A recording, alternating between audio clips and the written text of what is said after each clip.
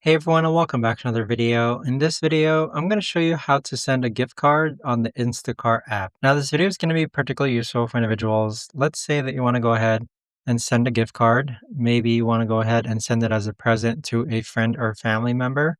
How do you actually go ahead about doing so? Now, this video is going to be short, sweet, and simple, guys. There's not going to be a lot of steps involved. Now, in order to do this, what you're first going to do is log on to the Instacart app, then click on your profile icon on the upper right-hand corner.